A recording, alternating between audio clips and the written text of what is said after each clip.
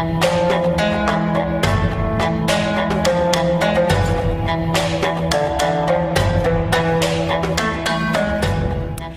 was born and raised in Lebanon, which used to be the only majority Christian country in the Middle East. I come from Paris of the Middle East, or what used to be known as Paris of the Middle East.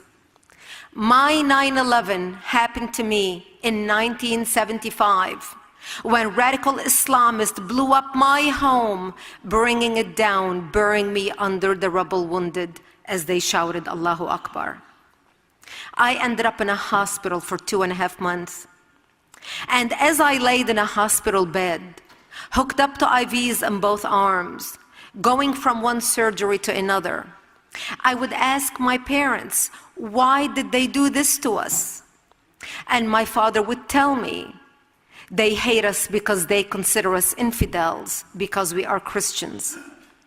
So I learned since I was a 10-year-old little girl that I am wanted dead simply because I was born into the Christian faith and lived in a Christian town. I ended up going back home, but my home was no longer the home I left.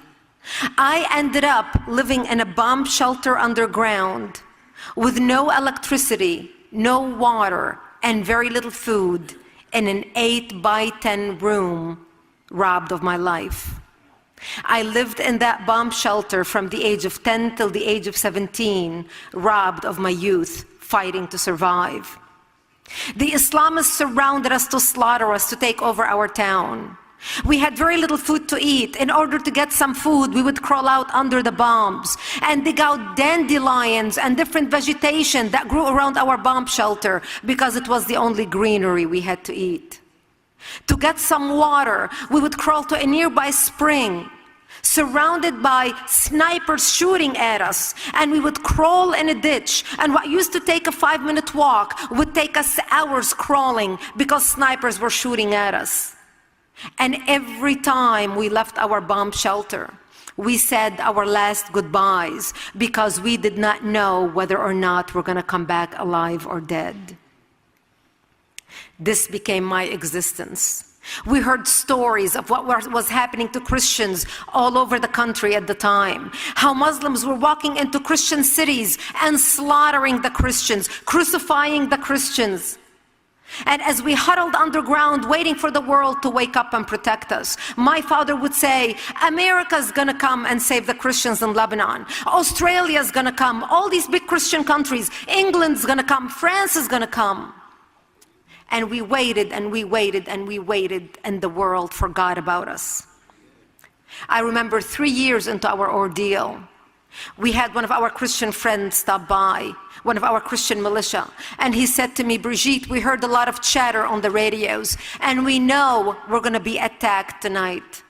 And he said, if I don't see you tomorrow, I wish you a merciful death. And he left. And I remember at the age of 13 years old, dressing in my burial clothes, waiting to die.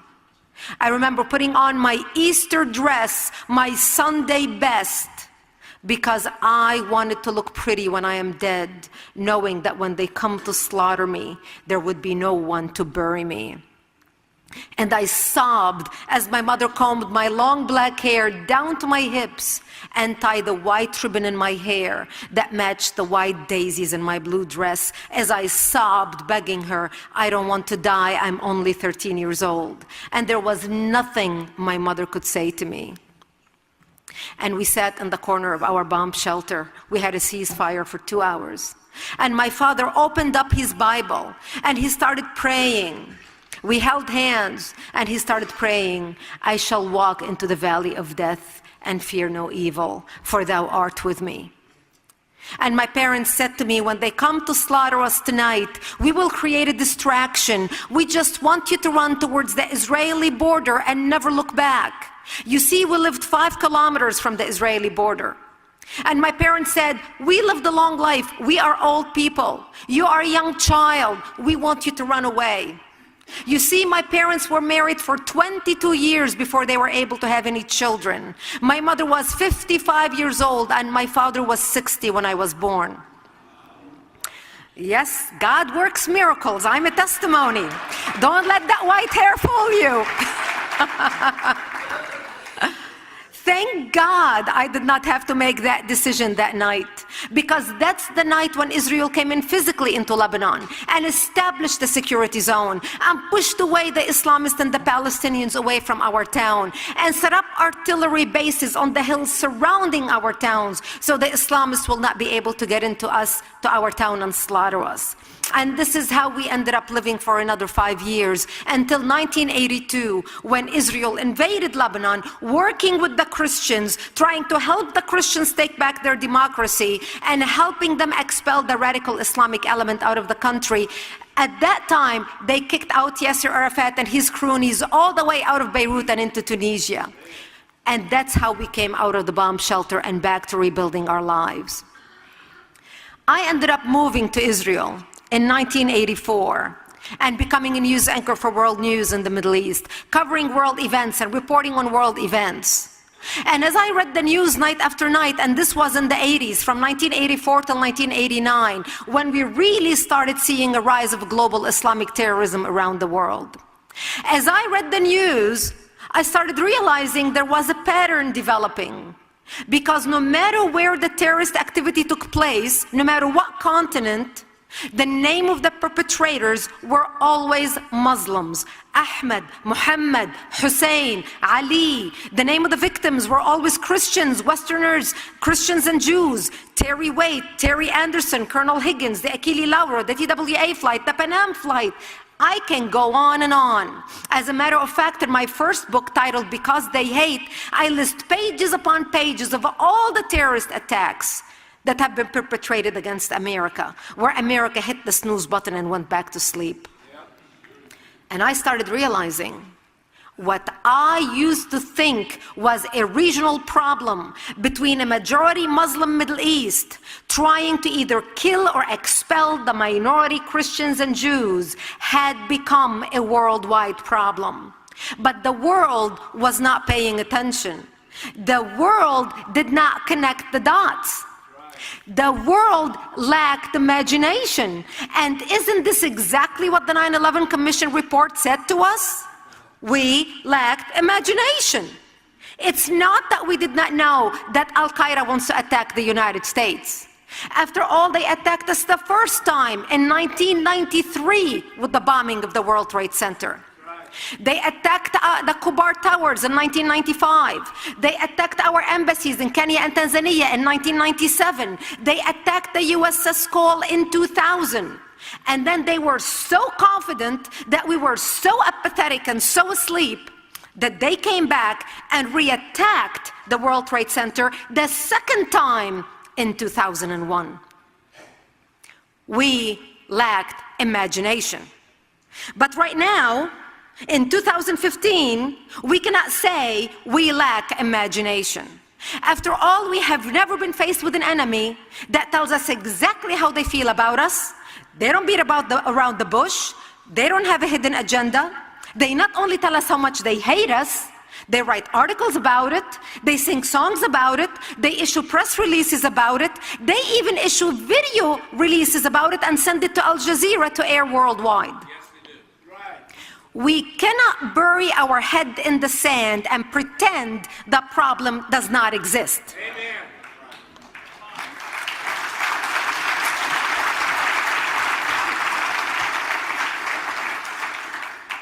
I ended up coming to the United States in 1989, leaving the Middle East and thinking I left all the crazies behind. But 9/11 changed all that for me. It made me realize that the crazies I left behind have come here to the United States. Right. And this is why we need to be educated about this issue. So on September 12th, we woke up watching television, and all the pundits and the psychologists came on television, and all the psychobabble about why they hate us and what did we do to offend the Islamic world. I can tell you very easily why they hate us. We are infidels, pure and simple. That's the reality we are dealing with. So why should we be concerned about the rise of radical Islam? Because as I'm speaking to you right now, There are 44 wars raging around the world, conflicts between Muslims and non-Muslims, regardless what nation these non-Muslims live in, regardless what language they speak, regardless what color their skin is. 44 conflicts around the world. The national security issue is an American issue. It's not a Republican issue, it's not a Democratic issue, it's not a libertarian issue, it's an American issue. America has been attacked under different administrations since 1979. It was attacked the first time under the Carter administration with the hostages in Iran. He was a Democrat. America was attacked again under the Ronald Reagan administration in 1983 with the blowing up of the Marines in Lebanon, a Republican. America was attacked again under George Bush Sr. administration.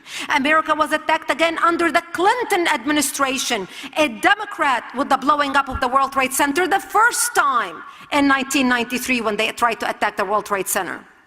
It was also under President Clinton that the Taliban trained 10,000 Al-Qaeda members in Afghanistan.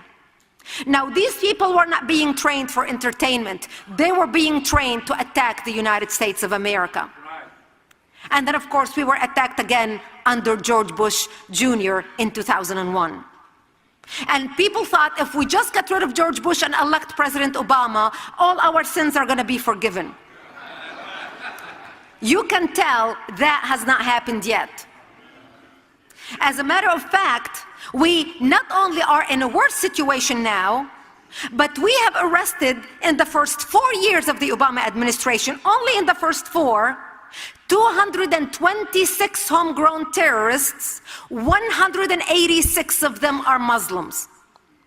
Now, we have a problem in this country when a faith-based group that accounts for less than 2% of the American population is responsible for over 80% of terrorist attacks and terrorist plots against America. This is the fact that America has to deal with. So why should we be concerned? Because what launched all this radicalism, Islamic radicalism? 2 things happened in the Middle East that changed the equation. The discovery of oil in the 60s and 70s, where we discovered the oil and actually were stupid enough to allow them to nationalize it. That gave them the money to spread their radical Islamic ideology worldwide. And the second thing that happened was the coming of Ayatollah Khomeini to power in 1979. That gave the Islamists the spiritual leadership and covering to explode worldwide. Now they have the money, they have the spiritual leadership, and they exploded. So, what is the organization behind all these terrorist organizations around the world? An organization that you're very familiar with, called the Muslim Brotherhood. The Muslim Brotherhood has started in 1928 and has 70 offshoot Islamic terrorist organizations in the world, including ISIS and Al-Qaeda. The head of ISIS, al-Baghdadi, was in our prisons in 2011 as a leader of the Muslim Brotherhood because he had not started ISIS at that time. Ayman al-Zawahiri, who is now the head of Al-Qaeda, who replaced bin Laden, was in jail in Egypt and sent into exile as the leader of the Muslim Brotherhood in Egypt. That's why we need to be concerned about the Muslim Brotherhood. Has 70 offshoot organizations around the world. They wrote a plan in 1982, a 100-year plan for radical Islam to infiltrate and dominate the West and establish an Islamic government on earth. In the counter-terrorism circles, this plan became known as the Project. What makes the project unique is it gives tactics and proposals as to how to infiltrate the West, how to dominate it, how to set up non-profit organizations and human rights organizations and maintain the appearance of moderation in order to advance the radical Islamic agenda in the West. They talk about how to set up rec centers and institutions in the ghettos and in inner cities and begin recruiting from that segment of society. They talk about how to get the democratically elected Muslims on all levels in the West. They talk about how to get Muslim interns in political offices in the West so they can have a bird's eye view as to how policy is done on the highest level. They started implementing the project in Europe in 1982 until now.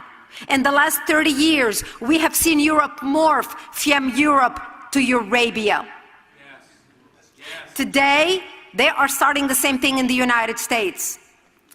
I am holding in my hand the Muslim Brotherhood plan for the destruction of the United States, written 5/22/1991.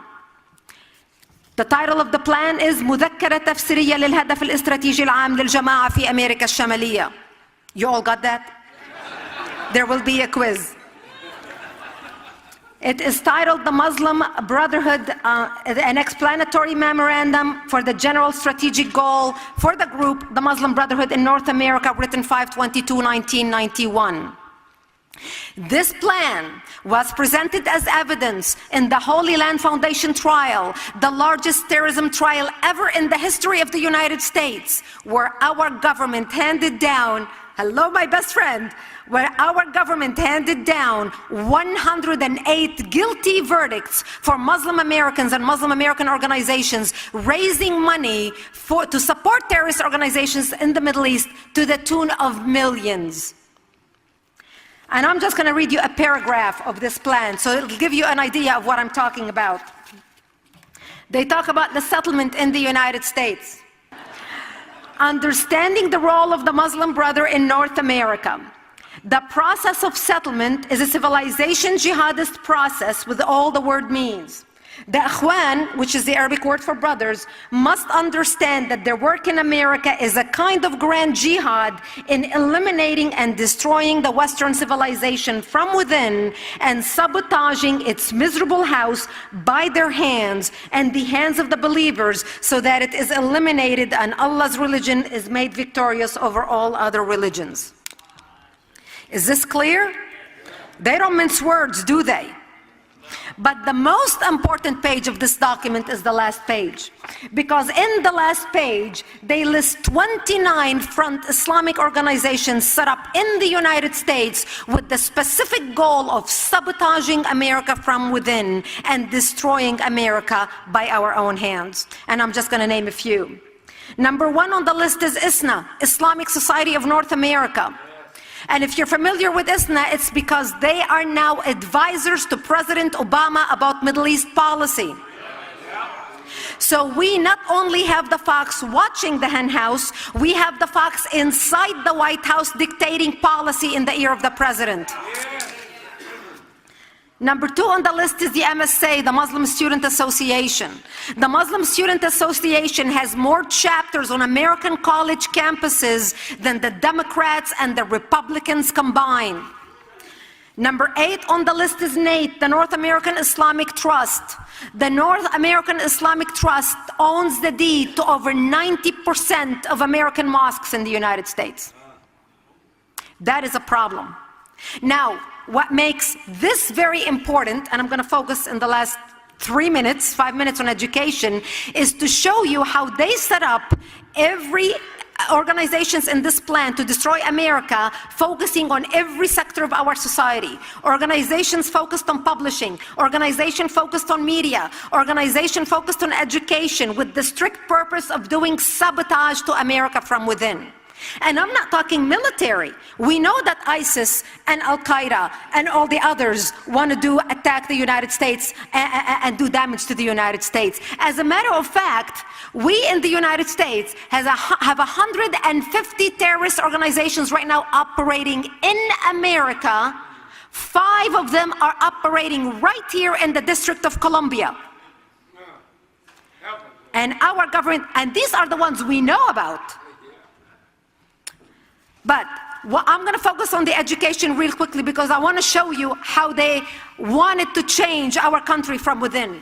First, they started focusing on colleges and pumping millions of dollars into our college campuses, setting up Middle East Study Department and political science departments, and appointing professors to teach children that Israel is evil, America is bad, and the Islamic world is the underdog. And to give you an idea of the peddling that has taken place on our universities, I'm going to share some numbers with you. $20 million donated to the University of Arkansas by the King of Saudi Arabia. $22 million donated to Harvard University. 28.1 million to Georgetown, 5 million to MIT, 1.5 million to Texas A&M, 5 million to Rutgers University, 5 million to Columbia University. Other recipients of Saudi tainted monies include UC Santa Barbara, Johns Hopkins University, Duke University, American University, UCLA, Howard University, and I can go on and on. From the Ivy League to the community colleges and everything in between. We pump the gas and they pump poison into the hearts and minds of our future generations. And that's why we must become energy independent tomorrow. The strategy worked so well on college campuses, they said, why wait until the kids get to college? Why don't we start with them in middle school?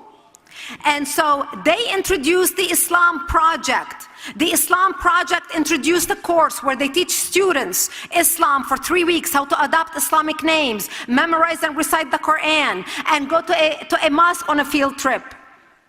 And when you hear what's happening in our school systems, you will be petrified to understand some of the things that they are doing with our students, including one of the things that students have to recite is the Shahada as a part of their education. And the Shahada is the equivalent of the I accept Jesus into my heart and Savior when students convert to Christianity. Here's what they're teaching little Johnny and Sally in public schools to recite. Praise be to Allah, Lord of creation, the compassionate, the merciful, King of judgment day. You alone we worship, and to you alone we pray for help. Guide us to the straight path, the path of those whom you have favored, not of those who have incurred your wrath, which is the Jews, nor of those who have gone astray, which is the Christians and the atheists. This is the type of education taking place in our public schools right now. Act for America did a study for 2 years where we analyzed 38 textbooks across public schools across our nation. And the study was unbelievable. All the mistruth, all the lies that are being put out. The total study is on our website for you to understand. We titled the report in the Education or Indoctrination, the Treatment of Islam in 6th through 12th grade American textbooks. You can go to actforamerica.org and read the full report about what's happening in our education. The full report is 220 pages. The executive summary is 30. And for those of you who were taking notes about the Muslim Brotherhood for America, this one is also on our website. I encourage you to go to our website, actforamerica.org, and read it. We must come together as a nation. We must throw political correctness in the garbage where it belongs and start speaking the truth. Because we can be the most prosperous nation on earth. We can have this, we can have that. But as September 11th, 2001 proved to the world, that a handful of 19 crazy radicals brought America down to its knees. We stopped. Our air traffic control came to a screeching halt. Our skies were empty. We were mourning. We were, as a nation, in mourning, collectively, united. It didn't matter what color we were, what language we spoke, what background we came from, how many years we've been in America, whether we were first generation or third generation Americans. Because our lives changed that day and turned upside down. You know, I was talking to a friend of mine last night, and we were talking about how we used to be able to walk to the airport, to the gate, to welcome our loved ones as they stepped from the plane, carrying flowers and welcoming them. Or how you had just pick up your bag and go straight. There wasn't a security line when you're flying somewhere, and just go straight to your plane. Things have changed so much. My own children do not remember a day where we could walk to the airport like this. It's a new world. And it's a new world that we must fight to preserve, because America and the West is facing a die-hard enemy that is dedicated to our destruction. And I want to make very clear, as we talk in this conference, that we are talking about radical Muslims. There are plenty of moderate, wonderful Muslims throughout the world. But their voices are not heard. They are not the ones who are doing the killing. And we want to empower and give voice to those who are standing up against the radicals, like Raheel Raza that you're going to hear from her this morning. An honorable woman, a Muslim woman who stands up and says, no to Sharia law, you're not going to oppress me as a woman. I immigrated to the West and I love what the West has to offer. Those are the type of reformists we want to empower. Which leads me to the most important subject that I'm going to open up with this morning, which is a subject that's on the mind of many Americans and many in the West, but particularly in America. And that is the subject that is driving the election this year. National security and the refugees coming to the United States. Our immigration, tightening our borders, protecting that what we have until we can figure out what is going on, who's coming to our country, and whether or not they are coming here to assimilate and to follow the American dream, or they are coming here to siphon off of our system and bring down our nation, not to mention the terrorists who want to do us harm. This is a very important issue. And I thought about all the wonderful immigrants that came here to this place, to America. America the dream. People from all over the world aspired to make it over here, me included. And I thought, I'm going to use my own example as somebody who has first-hand experience, who's gone through the process of immigration, of coming here as a legal immigrant. I came here by marriage. I married an American citizen, and that's how I ended up in this country. So I feel I can shed a light about the immigration issue different than somebody who never experienced this process. You see, America is and will always remain a beacon of light to the world. People want to immigrate to America if they have the chance, not to any other country in the world if they have a choice. America is it. The immigrants that came here from the beginning of time, whether they came on the TWA or whether they came on the Mayflower, whether they were refugees like the Holocaust refugees who came here to seek refuge from religious persecution, or immigrants who wanted to come here seeking a better life. Everybody wanted the dream. Everybody wanted to be a part of this great nation, me included.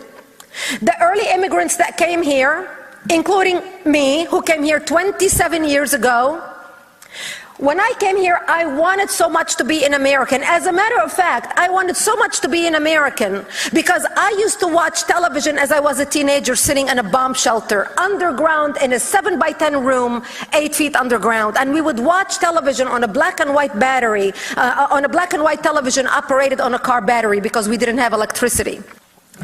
And television was my window to America because I would watch American programming and I would watch The Love Boat and Dallas and clips of American news. And I was always impressed how leaders talked to their citizens, how they valued their people.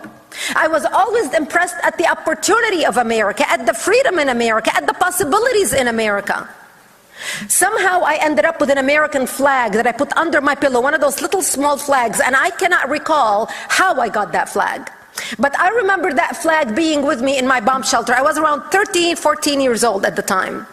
And I remember looking at that American flag thinking, one day I'm going to make it out of this hellhole and make it to America. I could tell you at the age of 19 years old why I wanted to come to America. At the 19 years old, as a Lebanese, I can tell you about America's exceptionalism.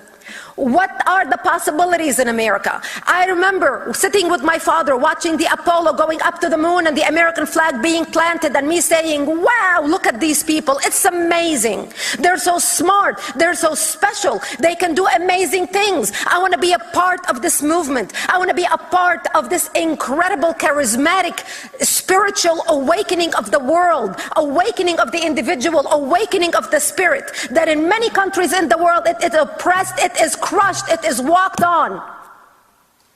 I wanted to be a part of America. Plus also as an Arabic woman, I did not want my kids, my girls, if they ever go back to Lebanon, to be told, as is customary when a daughter is of a teenager of marriage age and she grows up and somebody comes to visit you and they offer you and you offer coffee, it's the girl's duty to offer the coffee. It's kind of showing her off to the public because she's now on the marriage market. And the thank you, instead of saying thank you to a girl, they say, Allah yustur alayki. May Allah cover your shame, meaning with a husband. And I was never gonna have my daughters visit Lebanon ever one day and even understand if somebody ever said to them, Allah yustir alayki bi'aris, may Allah cover your shame with a husband. And the shame being the fact that they were women or girls, because the fact that you exist as a woman is shameful. That's the Middle East. That's the Islamic culture. That's how they think. That's the unspoken stuff they don't tell you about in the West, because everybody wants to keep appearances and don't talk about these things. And when I applied to get my green card, I had to study a 2-inch thick book from the Daughters of the American Revolution, about the history of America, the Constitution of the United States, our judicial system, everything that had to do with America and what makes America great. And I had to pass a written and an oral exam in order for me to become an American. No easy pass. And I gladly paid for it, and I gladly went through it, and I counted the days to become an American. And I became an American in 1994. What a blessed year that was. This is what the West is dealing with today. This is why talking about this issue and the decisions that we make today are very important, because all you have to do is look at Europe and what Europe has done. It is important to know who's coming into our country and why they're coming here, who they are, what they believe, because the consequences of not understanding this very important point will lead to our demise, just like it led to the demise of Europe. Just look at Europe today. Europe has become Eurabia. Germany is falling apart. France is falling apart. Belgium, Switzerland. You look at these nations. Look what's happening with these nations. So we want to make sure we do not make the mistake that Europe has made, because there's no turning back. Once you open up the floodgates, there is no turning back. Now, a lot of refugees are coming into the country, and a lot of people are talking about refugees and worried about refugees and thinking, oh my gosh, who is coming into this country and why? And here's how the process worked, because everybody's concerned about it. You know, the Chicago Council on Global Affairs released a poll in August, and they say that only 36% of the American voter support refugees coming into the United States. Only 36%. So don't buy what you're watching on the media. We want to bring as many refugees as possible. No, we don't. The majority of the American public does not, despite what the media is telling you. Now, how does the process work? The United Nations decides what refugees come to the United States. The United Nations Commission on Refugees decides what refugees come to the United States, not America. But why should we be concerned about these refugees we are bringing in? And while everybody is thinking terrorism, at this point I'm going to talk about the cultural impact, the societal impact of these refugees coming here. Now, we've heard from Europe about the rape and sexual assaults that these refugees are perpetrating against women. This is the top news from Europe right now. We all heard about what happened in Germany on New Year's Eve. Remember, over 1,200 cases of rape and sexual assault that the German government even tried to cover up because they did not want people to know what the refugees are doing. Actually, just this past Friday night, there were some holiday in Germany, and there were like some celebration, some festival where they celebrate in different pubs. 4 women were sexually assaulted, and the German authorities are saying this is just the tip of the iceberg because we do not know what happened in other pubs as well by the refugees. So why should we be worried here in the United States about the refugees? And right now I'm going to just go over some cases of rape and sexual assault that we have experienced right here in the United States by refugees that we already brought in America. I'm not talking terrorism, I'm talking sexual rape and assault. Lowell, Massachusetts, a 13-year-old girl was twice groped at a public pool by a 22-year-old man freshly imported into the community from Syria as a refugee.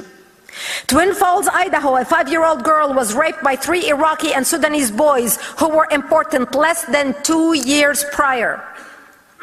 Leesburg, Virginia, a West African refugee attempted to rape a college female by the dumpster at her college complex. Roanoke, Virginia, 4 refugees were indicted for plotting to kidnap and hold local rich women for ransom.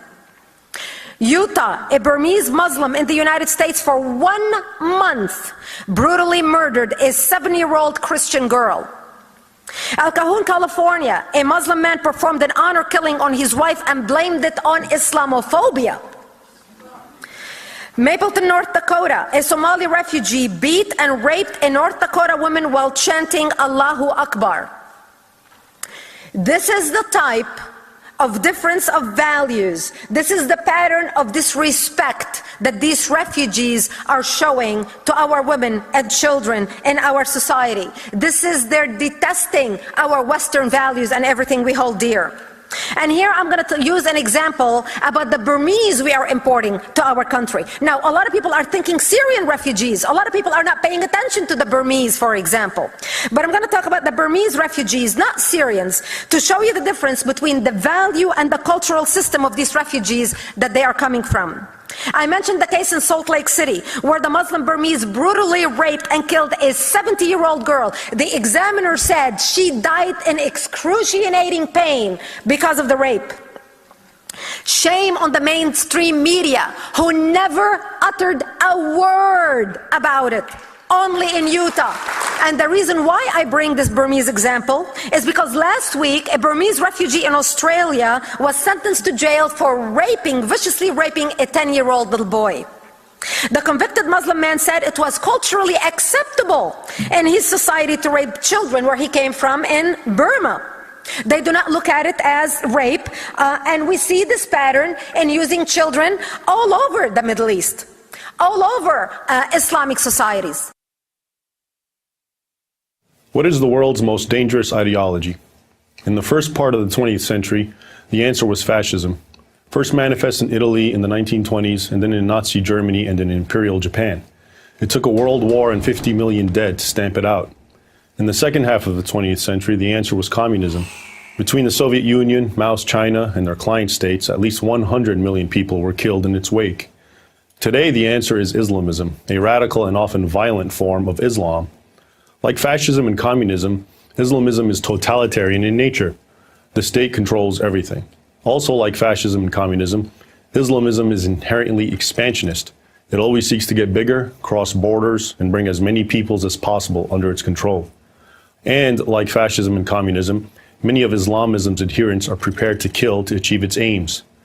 Those aims are antithetical to everything Western and other free societies stand for.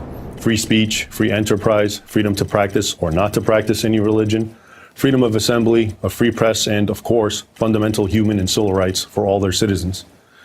Islamism completely rejects the Western principle of separating religion from government.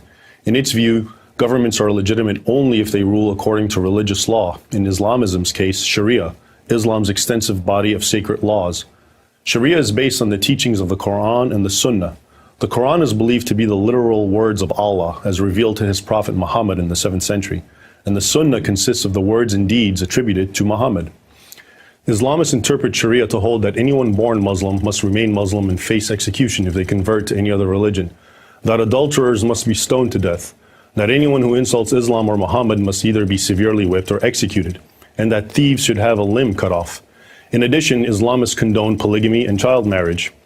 These beliefs are being put into practice right now in, among other places, Iran, the Sudan, Saudi Arabia, the Muslim parts of Nigeria, parts of Pakistan, Syria, Iraq, and Afghanistan, and wherever else Sharia has established a foothold. If Islamists were content to live under strict Sharia law in their own communities and leave everyone who doesn't want to live that way alone, they wouldn't be a threat to the rest of the world. But that would not be Islamism. Islamism wants the entire world governed by Sharia, and anyone who opposes Islamist expansionism is the enemy and must be destroyed. That, of course, includes the United States, all of Europe, and Israel. But it also includes fellow Muslims. Indeed, Islamists have killed far more Muslims than members of any other group. So how many Islamists are there? Nobody knows for sure, but we can make some conservative calculations. There are approximately 1.5 billion Muslims in the world. How many of these are Islamists?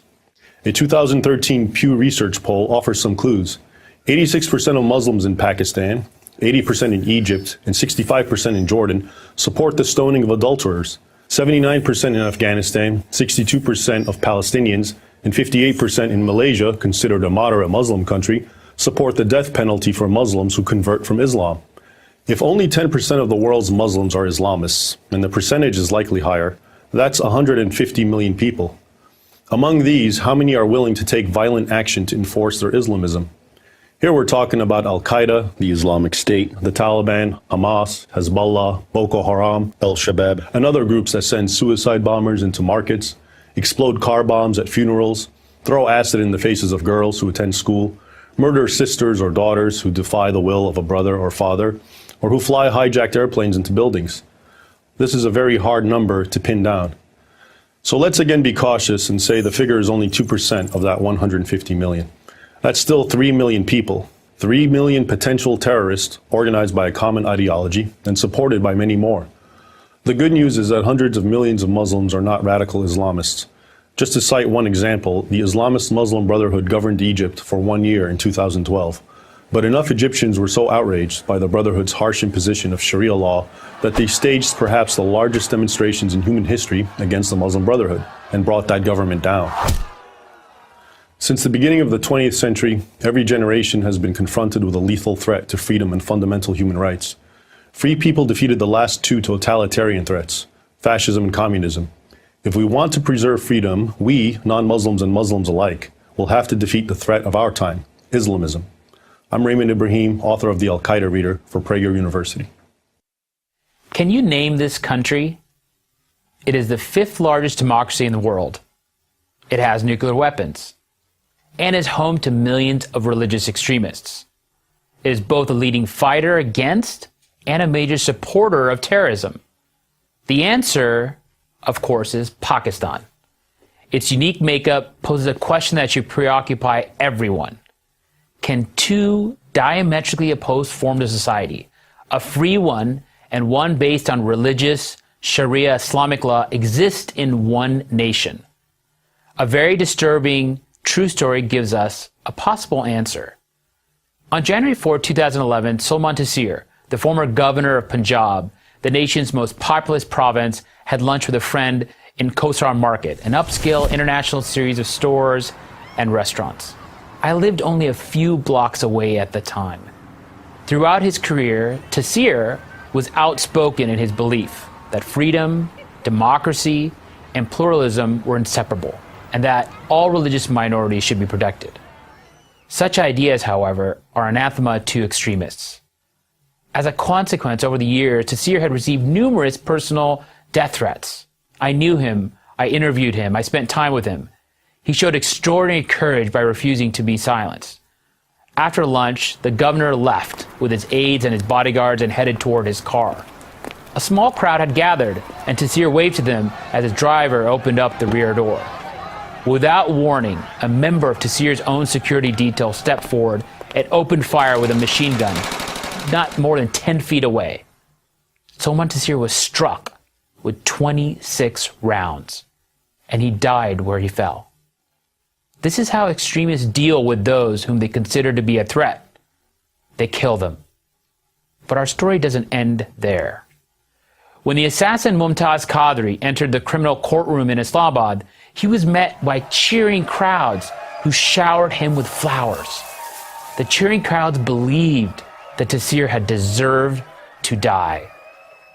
To many Pakistanis, he had insulted Islam by advocating democracy and freedom for all Pakistanis, irrespective of their religious views, and by speaking out for the rights of women. In the following weeks, Pakistan's Islamic parties led marches and demonstrations of upward of 40,000 people honoring Mumtaz Qadri, the assassin, and celebrating Taseer's death. What was even more disconcerting was that Pakistan's moderate political leaders remained silent. They issued statements acknowledging Taseer's assassination, but not one stood up and decried the murder of this brave and honorable man. The trial was held and Qadri was found guilty of murder. But it gets worse. After the verdict, there was an enormous uproar against the judge, who received so many death threats that the poor man had to go into hiding. Meanwhile, behind the scenes, pressure from extremist groups eventually forced the government to suspend the case indefinitely. In essence, the judge's decision was undone. And at Taseer's funeral, which I attended, organizers were unable to find a single religious leader to preside over the event. The extremists had sent a clear message.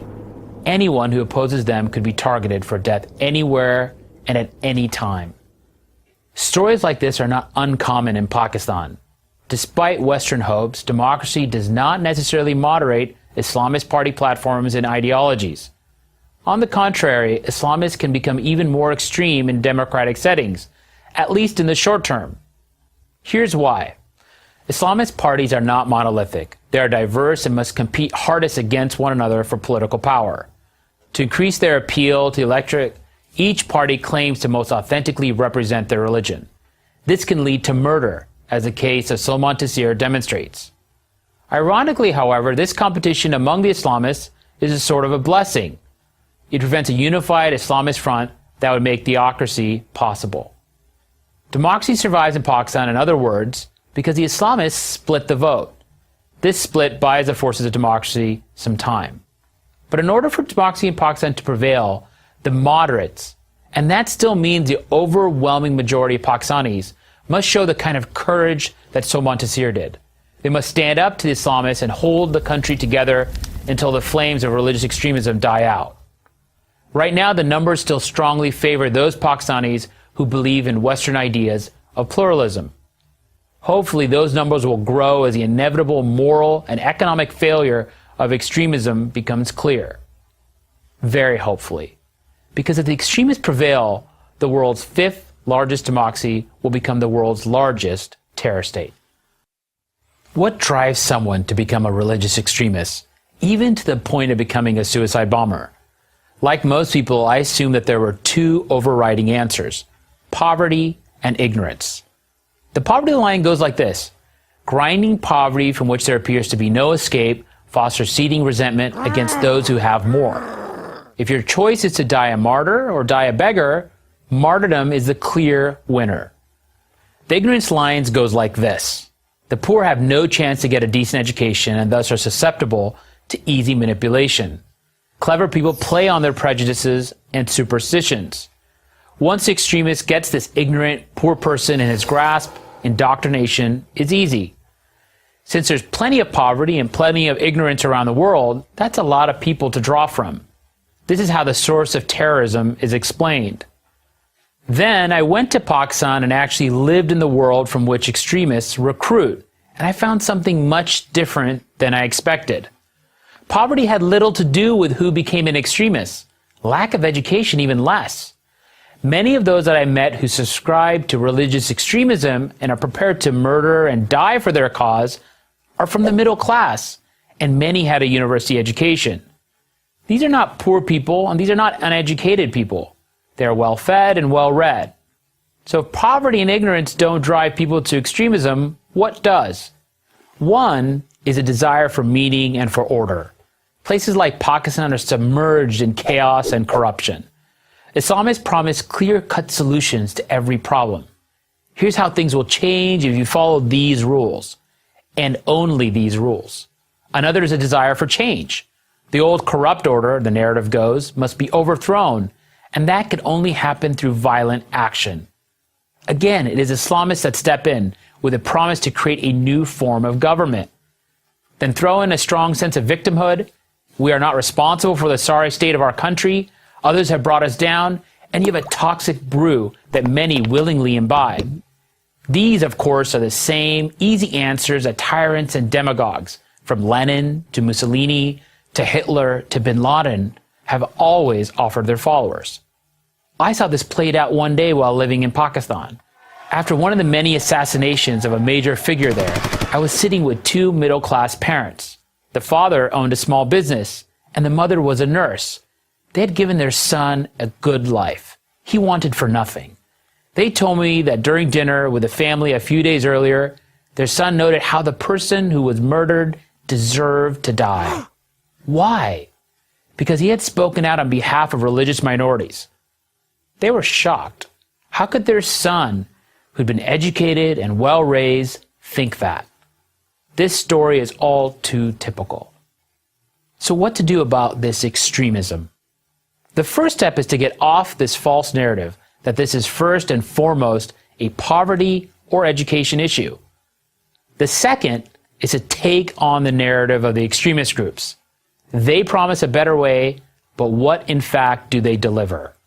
The answer is always more death, more suffering, and more poverty. In other words, young people need to see these extremist groups for what they are. Only then will recruiting numbers begin to go down. Third, the media have to stop treating extremists as freedom fighters, a narrative that is all too common in places like Pakistan. Fourth, teachers and parents cannot assume that just because they reject religious extremism, their children and students will too. Middle-class parents and teachers have to be vigilant in instilling moderate, pluralist values in their children. Fifth, politicians have to stop blaming their country's problems on the West and have to confront the endemic corruption that destroys countries like Pakistan from within. Sixth, and probably most important, Islamic religious figures have to stop looking the other way, or worse, glorifying so-called martyrs, Muslims who murder innocent people, almost always other Muslims, in the name of Islam. Muslim religious leaders must promise these murderers eternal damnation, not some sort of twisted heavenly bliss. The people of Pakistan and other Muslim-majority countries have real grievances, but extremism only makes things worse, always and everywhere. It's not poverty and misery that creates religious extremism. It is religious extremism that creates poverty and misery and death. I'm Haroon Ullah, adjunct professor at the Georgetown University School of Foreign Service for Prager University. After every new jihadist attack against the West, politicians reassure us that the atrocity does not represent the true nature of mainstream Islam. Of the 1.6 billion Muslims in the world, they constantly reassure us, the overwhelming majority are as law-abiding as any members of any other monotheistic faith. Only a tiny fraction engage in terror, and Islam is a religion of peace. Furthermore, we are told the great majority of Muslims hold moderate views. But what does that mean? How moderate are moderate Muslims? Given the threat of radical Islam, it would seem to be a fair question. Let me start to answer it by telling you something of my own story. I was raised in a middle-class Muslim home in Cairo, Egypt. Growing up, I was told, among many other things, the following: that every day that passes on the Islamic nation without a caliphate is a sin. That the failures and miseries of the Muslim world started the moment we Muslims gave up conquests and wars against the infidels. That our prosperity depended on conquering new lands and converting new believers. That anyone who leaves the faith must die. And I also remember how my teachers and my mosque imams reacted to the news of 9/11 when it happened. Joy. My experience was typical, and there is data to prove it. According to the Pew Research Center, 88% of Muslims in Egypt, 62% in Pakistan, 86% in Jordan, and 51% in Nigeria believe that any Muslim who chooses to leave Islam should be put to death. Similar, if not identical numbers, are in favor of stoning people who commit adultery, severely punishing those who criticize Muhammad or Islam, and chopping off hands for theft. All of these practices are a part of the penal code of Islamic law, which is known as Sharia. And 84% of Muslims in South Asia, 77% in Southeast Asia, 74% in the Middle East and North Africa, and 64% in Sub-Saharan Africa support Sharia as the law of the land. Less drastic, yet significant percentages are to be found even among Muslim communities in the West. So too, most of the world's Muslims believe that any acts of violence against Israel, including suicide bombers in buses and restaurants, are justified. Now, does any of this sound moderate to you? Yet, if anyone raises these inconvenient truths here in the West, he is sure to be called an Islamophobe, a hater of Islam. Again, my own story is instructive. In February of 2015, I was yelled at, cursed at, and successfully prevented from speaking at Swarthmore College by students and others who did not agree to what I was saying. Some of them were Muslim women who fit the image of the unveiled, perfect English-speaking moderate Muslim young woman. Other seeming moderates tried and failed to do the same during my speech at Temple University the next day. Some of them, sadly, were students of journalism. It is not Islamophobic to note the tragic fact that at this time in history, the Muslim world is dominated by bad ideas and bad beliefs. That is why millions of so-called moderate Muslims do not rise up to denounce Islamic terror. Because the word moderate, as we understand it, does not really apply. If moderation means you tolerate freedom of speech, freedom of religion, freedom of the press, women's rights, and gay rights, moderate Muslims are a distinct minority. Of course they exist, millions of them, but among believing Muslims, they do not represent anywhere near a critical mass. The values of the West and the values of Islam, as practiced in the Muslim worlds of the Middle East, North Africa, and South Asia, and more in Europe, are not compatible. Western politicians can deny this, but this denial does not change the reality. It is these bad ideas and beliefs that provides the soil in which radical Islam grows. Ignoring this only prevents us from effectively fighting Islamist terror, and at the same time, it hurts those heroic Muslims who really are moderate. Until we begin to tell the truth about Islam, always in respectful language, the only solution to Islamist terror will never take place. I was born to hate Jews. It was part of my life. I never questioned it. I was not born in Iran or Syria. I was born in England. My parents moved there from Pakistan. Theirs was the typical immigrant story. Moved to the West in the hope of making a better life for themselves and their children. We were a devout Muslim family, but not extremist or radical in any way. We only wished the best for everyone. Everyone except the Jews. The Jews we believed were aliens living in stolen Muslim land, occupiers who were engaged in a genocide against the Palestinian people. Our hatred, therefore, was justified and righteous, and it made me and my friends vulnerable to the arguments of radical extremists. If the Jews were as evil as we had always believed, mustn't those who support them, Christians, Americans, and others in the West, be just as evil? Beginning in the 1990s, speakers and teachers at mosques and in schools began to endlessly repeat this theme. We were not Western, we were not British, we were Muslims, first and only. Our loyalty was to our religion and to our fellow Muslims. We owed nothing to the Western nations that welcomed us. As Westerners, they were our enemies. All of this had its desired effect. At least, it did on me. It changed the way that I saw the world. I began to see the suffering of Muslims, including in Britain, as the fault of Western imperialism. The West was at war with us, and the Jews controlled the West.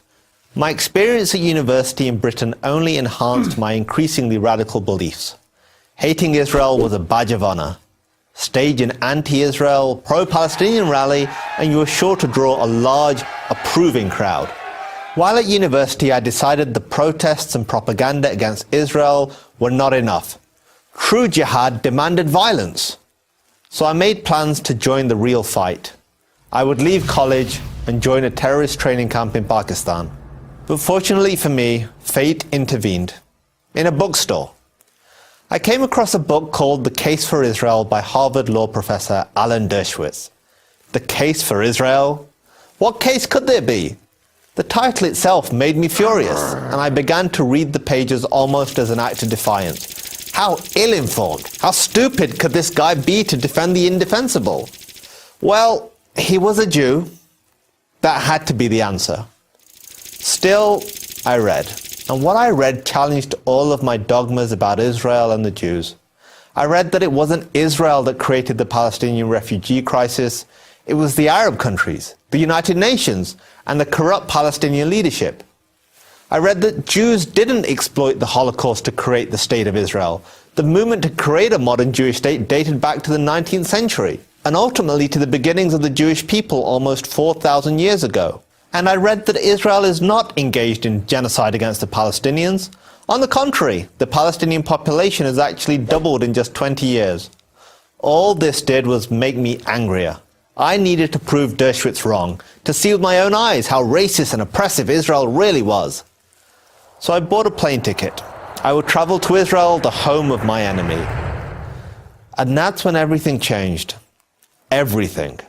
What I saw with my own eyes was even more challenging than what Dershowitz had written. Instead of apartheid, I saw Muslims, Christians and Jews coexisting.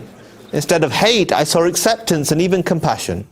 I saw a raucous, modern, liberal democracy, full of flaws, certainly, but fundamentally decent. I saw a country that wanted nothing more than to live in peace with its neighbors. I saw my hatred melting before my eyes. I knew right then what I had to do. Too many people on this planet are consumed with the same hatred that consumed me. They have been taught to despise the Jewish state. Many Muslims by their religion, many others by their college professors or student groups. So here is my challenge to anyone who feels this way. Do what I did. Seek out the truth for yourself. If the truth could change me, it can change anyone. I'm Qasim Hafiz for Prager University.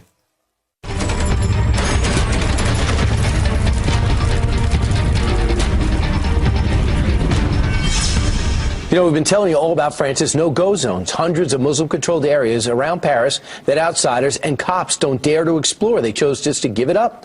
We have them here in the United States, too. I bet you did not know that. Nearly 24 enclaves popping up across 9 different states. And watch what happens when a stranger or an outsider tries to step inside. Have you on our land anymore? Come down there and you'll be arrested. But your land is open to the public. You're arrested if you come down. I'm not being nice about it because I don't appreciate you the way y'all came up here. Okay? Leave. Period. Leave. Period. Don't say another word. Joining us right now, the man behind that camera, founder and president of the Christian Action Network and author of Twilight in America, the untold story of Islamic training camps in America. Martin Moyer joins us right now. Martin, what was taking place right there? Where were you? Well, we were in Red House, Virginia. It's an isolated community, as most of these compounds are located in rural areas, heavily wooded, inside of the mountainous areas. And what we wanted to do was challenge their open invitation to actually come onto these compounds and see whether they were peaceful or not. So we brought our cameras, we tried to get on, and this is how we got treated. And quickly, this is the whole thing that we're seeing here. What goes on in these campuses? A lot of people say, hey, there are Jewish camps in this country, Christian camps in this country. Why can't we have a Muslim camp? Because these are truly no-go zones. Unlike the ones in Europe, which I have visited, you can actually walk into those no-go zones. You can walk in with your cameras, you can talk to people, but in these particular no-go zones, you cannot get into. They have gates, they have armed guards, they have security forces, and when you go up into them, you're specifically told to leave these particular areas, and they're particularly dangerous. And we're watching right now. Where are we seeing this footage from? This is a video they put out for the people inside of the compounds so that they learn how to do terrorist-type training. They teach them how to kidnap people, how to strangle them, how to kill guards, how to do guerrilla-type warfare training. And this is what goes on in these isolated no-go zones inside the United States. In America, name some states, name some areas, because you also say they're affiliated with a Pakistani militant group. Yeah, that Pakistani militant group is called Jamaat al-Furqa, run by Sheikh Jilani, who most people haven't heard of, but that is the guy that Daniel Pearl, Wall Street Journal, was hoping to interview and was arranging to interview when he was kidnapped and then later beheaded. So name some towns, name some cities, name some states. Where are Well, you? we have him in Texas, Sweeney, Texas. We have him in York, South Carolina. We have him in Commerce, Georgia. We have him in Red House, Virginia. We have him in upstate New York. We have him in California. We have him in Michigan. They're scattered all around the United States. So right now, when you call an officer and say, hey, wait a second, you got an enclave here, this is Islamic extremists being trained on our ground, what is the law enforcement's reaction? Well, the interesting thing about these camps, they're located in very rural areas of America, which has very small police departments, and they intentionally set them up in these areas where, for instance, the one in New York, they have a total of 4 police officers. I want you to hear what you say is a recruitment, the sound of a recruitment video. video to fill up these camps. Listen. You're most welcome to join one of our, advanced training course in Islamization, or in Michigan, or in South Carolina, or in Pakistan, wherever we are, you can reach us. Where'd you get that? Well, actually, it took about 4 years to actually locate that video. We knew it existed, and we had someone inside of a law enforcement department out of Colorado who snuck us the tape, and finally we were able to make it public. FBI's reaction? FBI's reaction is that, look, they have the First Amendment and other American rights to operate these enclaves in the United States, regardless of the type of weapon training, guerrilla warfare training that's going on inside of them. It's not okay with me, and it certainly doesn't seem to be okay with you. Martin Moyer, thanks so much, President and CEO of the Christian Action Network.